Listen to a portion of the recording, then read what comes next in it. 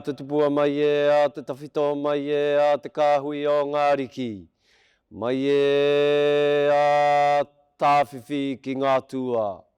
O wikataki nā te Māori, ko te Māori ahua noa, ki runga ki enei mātanga, ki runga ki enei pūkenga, ki runga ki enei wānanga. Ki runga hoki ki enei pia, ki runga ki enei tauira. O te wānanga o Aotearoa. Ko te Māori tēnei, ka whakapiki ko te Māori tēnei. Ka whakakake, ka puta rā, te kaupapa o te rā, ki te whai ao, ki te ao mārama. Tūturu e rangi, tūturu e papa. Ka whakamaua kia tīna, tīna hui e, taiki e. Ti hei Māori ora ki te whai ao, ki te ao mārama. Tui a te rangi e tūnei, tui a te papa e takotonei. Tui a te hononga o te ira tangata. Ki te ira wairua e ko tātou mate. Kua riro i ngā wiki, i ngā marama kātaha. Kua moe rātou i te moenga, te whakaarahia, e moe, e moe, e moe. Ko tātou rā tēnei, ko te hungora. Ko whaiti mai nei ki tēnei hui huinga a tātou i te rānei, te iti, te rahi, te tī, te tā, nau mai, haere mai, nau mai, haere mai, nau mai, haere mai. Haere mai rā i runga i te karanga o te rā, e ko te karanga tēnei o te wānanga o Aotearoa, kia koutou ki ngā whānau, kia koutou ki ngā tauira, kia koutou ngā tini kārangaranga maha, kei wainga nui a koutou. Haere mai, ki tēnei rā, e whakawhiwhi ai koutou te hunga tauira, ki ngā tohu. I whae ai e koutou, i te tau ka mahue, i ngā tau ka mahue nei. Koe ke rā, ki tēnei taumata, ki tēnei rā nui, anei te reo oha, te reo whakamihi o te wānanga o Aotearoa, e rere atu nei kia koutou. Tēnā koutou e ngā whānau, koutou i tautoko i ngā tauira, i tēnei hikoe ā rātou. Nā koutou rātou i whakatuara, nā koutou rātou i manaki, nā koutou rātou i tautoko, i roto i tēnei hikoetanga me mihi koutou kātika. Nō reira haere mai tātou katoa i tēnei rā, kia kotahi te whakanuitanga, tēnei kā mihi, tēnā koutou, tēnā koutou, tēnā tātou katoa.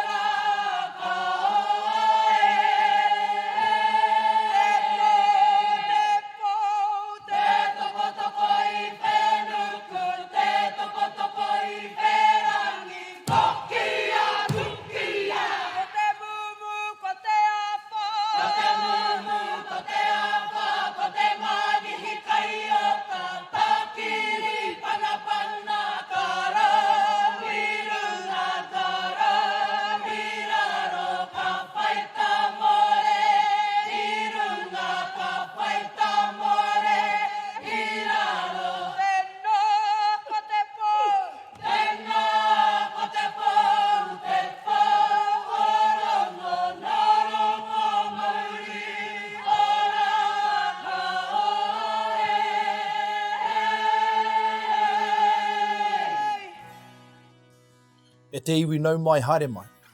Ki te Puāwaitanga o te wānanga o Aotearoa, ki Tāmaki makaurau. Mō ngā tauira o te tau 2021. Ko hone haunui rāpana tēnei no te marae o Wāhi Pā, and I will be your host for this ceremony. Te wānanga o Aotearoa firmly believes in celebrating tauira success and achievement. During these times, we move to online graduation ceremonies for the health and well-being of our kaimahi, tauira and families. Before we move into presentations and acknowledge our graduates today, we have a special guest that would like to share a few words with you. E te whānau, it is my pleasure to introduce you all to our kaiwhakatere, our Chief Executive of Te Wānanga o Aotearoa, Nepia Winiata, to formally welcome you. He mihi tēnei ki a koutou, ngā ahonga kua tai atu ki te tihi o te maunga mātauranga. Ka mau te wehi ki a koutou. One of the things I loved most about working for Te Wānanga o Aotearoa is our graduation ceremonies, where we get to celebrate your success alongside your whānau and friends, even in a virtual environment like today. We are saddened that we can't celebrate in person, but we are doing whatever we can to contribute to this continued safety of our communities across the motu. Graduation is a special occasion and something you should take immense pride in. You've worked hard and deserve to celebrate your achievement, particularly with the challenges you've faced in the last year. Graduation is also a time to reflect on the work that you have done, acknowledge those who have helped and supported you along the way, and to consider how you will use your skills to build a better future for you, your whānau, and your communities. At Te Wānanga o Aotearoa, we consider the dedication and aroha shown by our kaiako to be a key factor that sets us apart from other education providers, and I acknowledge their work today. Your success is their success. Ka nui te mihi ki tēnā ki tēnā o koutou. We also believe in our vision of whānau transformation through education, and today you make that vision a reality. Our tauira are at the centre of everything we do, and even though for some of you, your journey with us ends today, you will always be part of Te Wānanga o Aotearoa whānau. Your success today will create opportunities for more learning, and I encourage you to embrace those with open arms. We have loved having you study with us and encourage you to consider other learning opportunities that we provide, either for yourself or for others. Help spread the word. Again, I congratulate you on your success and acknowledge the faith you have shown in Te Wānanga o Aotearoa.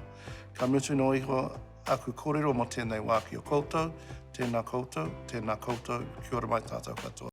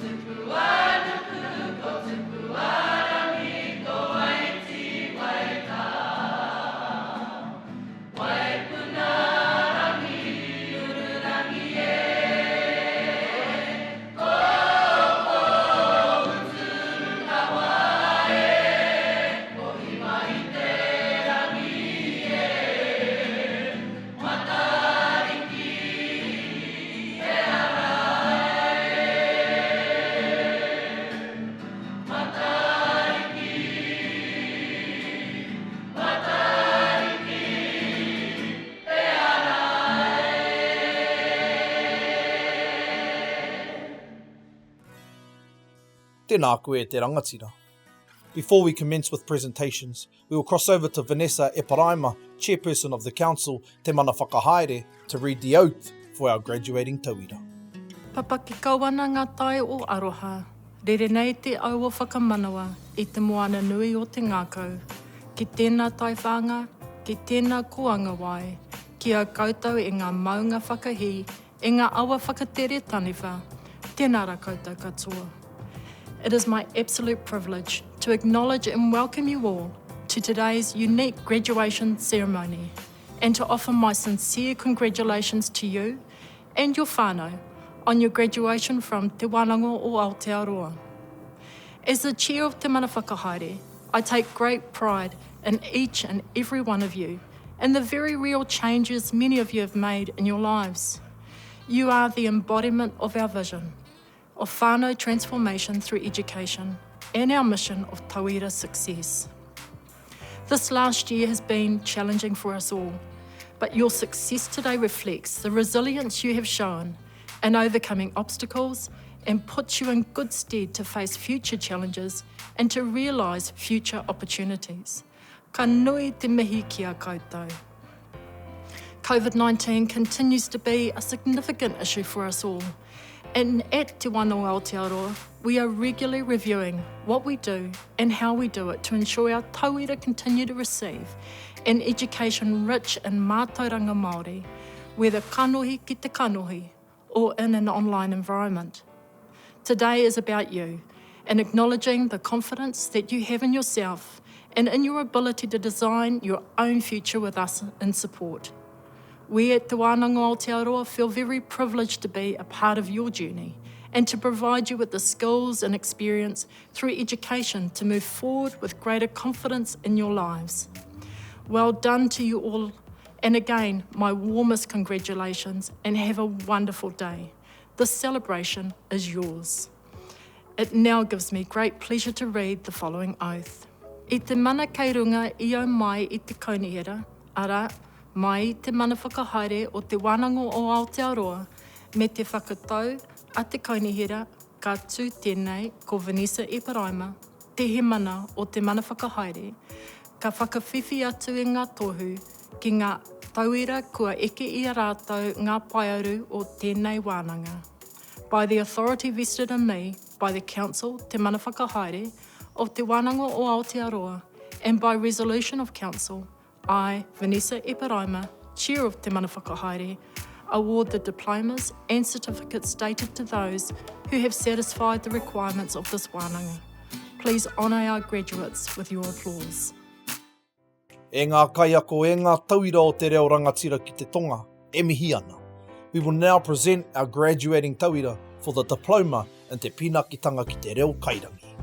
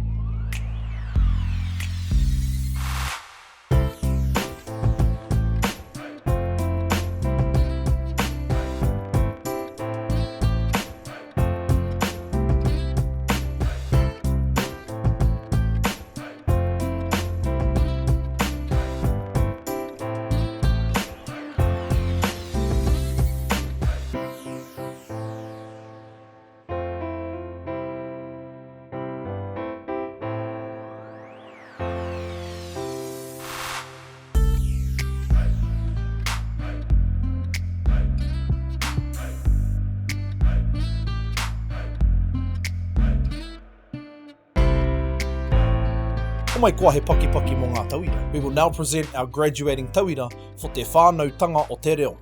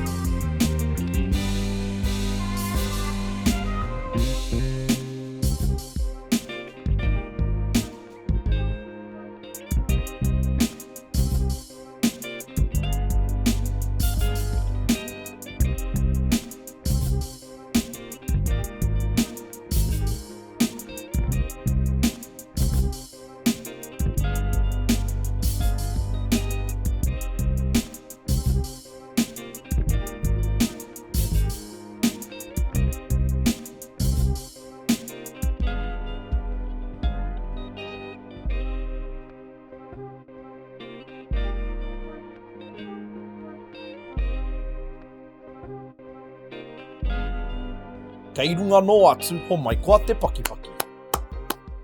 I tēnei wā, we will present our graduating tauira for te Hapūtanga o Te Reo.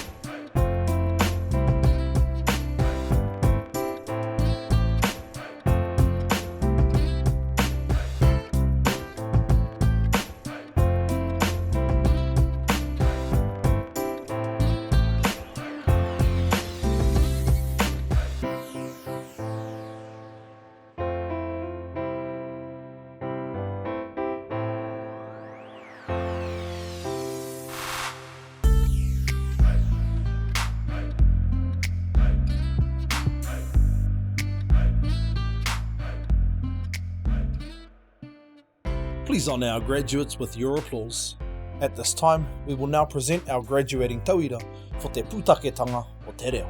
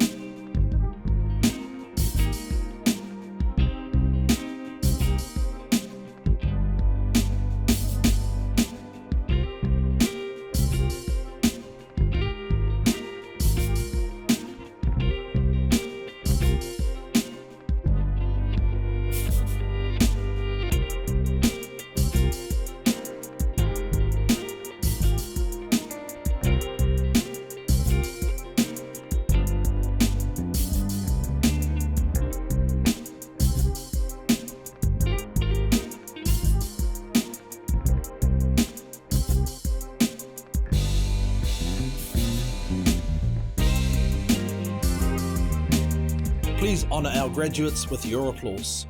E hoa ma, that concludes our presentation for this session. We would like to acknowledge the success of these graduates and the efforts made to achieve tauira success during a year that was heavily impacted by COVID-19. We wish the best in your endeavours. Thank you for joining us today. Mā te wā.